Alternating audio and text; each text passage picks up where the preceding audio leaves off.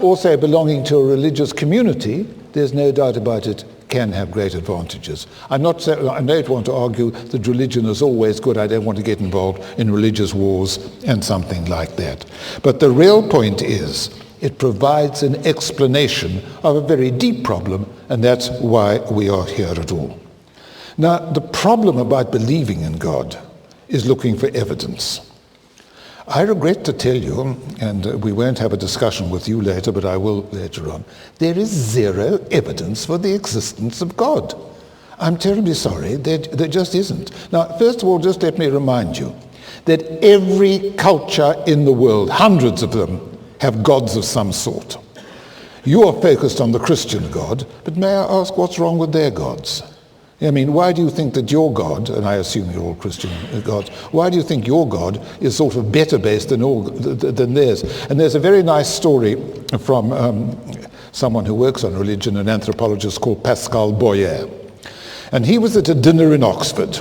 Maybe it was Cambridge, it doesn't really matter, but a smart English place. And he was telling them about a group he'd been studying in southern Africa who believed that there were witches who flew over the territory there and killed some of their cattle. And the head of the college said, "How can people have such absurd ideas? Isn't it ridiculous?" And Pascal didn't have the courage to tell them that these people knew about Christianity and had often asked him, why was it that the people in Christianity were still suffering because a couple of their ancestors had eaten some fruit? Please don't think that your ideas about the nature of pain and suffering are all that different from religions in other parts of the world. Now, the other problem with actually finding evidence for God is to give some evidence. But the first problem is, if God exists, who created God? And why has God got a human form? You know, I think God would be, if there were a God, I'm sure be much more imaginative than to be like one of us. Good Lord, would he have backache? Yeah, I mean, that he should take on a human form is natural from a historical point of view, because as I'll explain in a moment. But to think that God, who might have done all these things, was human, seems to me bizarre in the extreme. And of course, there's zero evidence for it. Let me try and explain to you, you won't like it one bit, as to why you actually believe in God. First of all, it makes you feel better. You have someone to pray to. And the historical origin of this really goes back to your ancient ancestors, a couple of million years ago. A couple of million years ago, humans, our ancestors, started making tools. You know, you've all seen those little stone tools. Now, making them, animals can't do that. Please don't tell me how clever your dogs and cats are. Really, they're not as clever as you think they are. And I know there are repeated articles in the papers how gorillas and chimps are wonderful tool makers. They can actually take a stick and actually get some ants out of a tree. But, you know, it's pretty limited. But humans started making tools, and in order to make tools, you have to have a concept of physical cause and effect. And what makes you human is not God, but your causal beliefs. You have a concept of physical cause and effect, and that led to tool making and technology, and that is what drove human evolution. And as someone pointed out, to get a feel of the difference between you and animals, imagine seeing imagine seeing the wind blowing a tree and some fruit falling off. You would perfectly well know that in order to get that fruit, all you would have to do is to shake the tree. We believe that no animal seeing that would have the foggiest notion that if they shook the tree, the fruit would fall off. They could learn to shake the tree if they did it by accident, but they could never actually intuitively do that. It's a slightly controversial field, but really what makes you human is the concept of cause and effect. Now, when that happened, and I don't have to tell you the advantage of having tools. There are all sorts of people that think that human evolution is really based upon humans understanding each other. I think chimpanzees and baboons have quite a good understanding of what's going on and have really quite a reasonable society.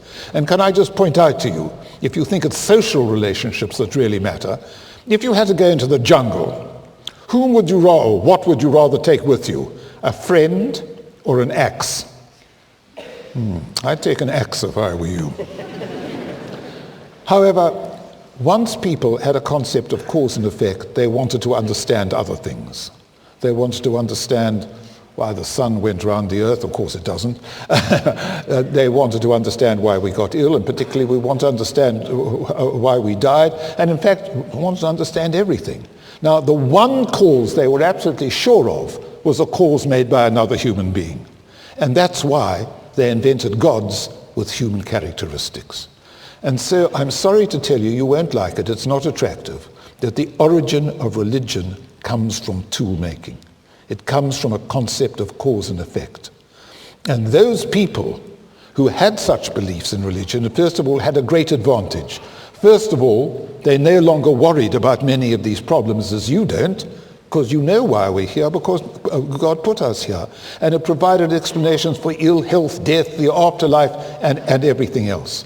And it had the other advantage, you could pray to that God. And prayer is very comforting, even though it may not lead anywhere. Nevertheless, it's very comforting. It does offer you something to do. And I think that those people who became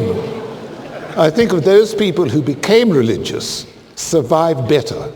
And I would like to argue quite persuasively that you have not a God gene in your brain, but a propensity to believe in religion is embedded in the neural circuits in our brain and controlled by our genes. Because those people who became religious survived better.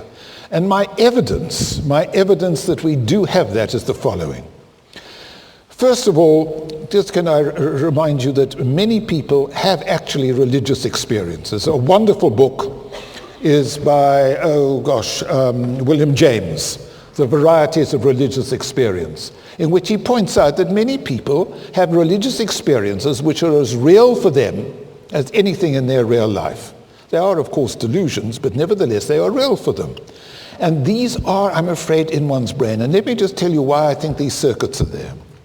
If, for example, it's just been isolated recently, the active ingredient of magic mushroom, and if you take a group of people, particularly those who have some religious inclination, and give them this active ingredient, many of them afterwards have religious experiences or religious-like experience. And people do have mystical experiences. If you just, I'm not going to ask you to put up your hands. I would be absolutely amazed if something like 10% of you have not had some strange experience, certainly out of touch with the real world over the last year, and that's what most surveys show.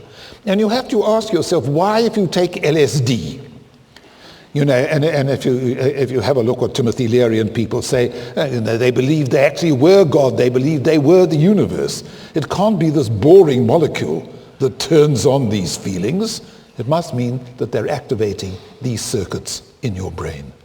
I'm sorry to tell you, you and all human beings have quite a strong set of mystical circuits in your brain, and it comes, I would want to argue, from the fact that those people who believed in religion and mysticism survived better in our ancestors than those who did not.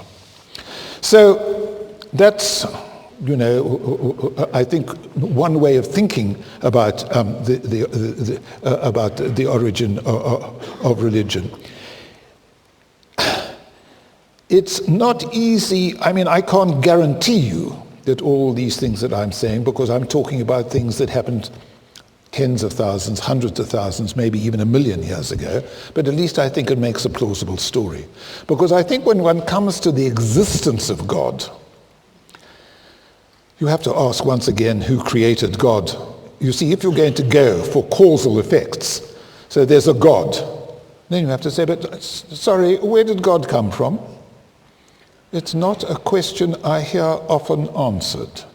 God, where did you come from? Not even God answers that.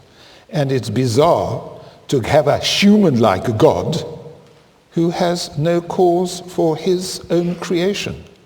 And you really, if you go to the Bible now, must I really take seriously that women came from Adam's rib? I'm terribly sorry, I'm a developmental biologist and I am a biologist. I want to tell you, women are peculiar, there's no question about that. But they did not come from Adam's rib. Whatever their peculiarities are, it's not because of the rib-like nature of their ancestry. That I can tell you.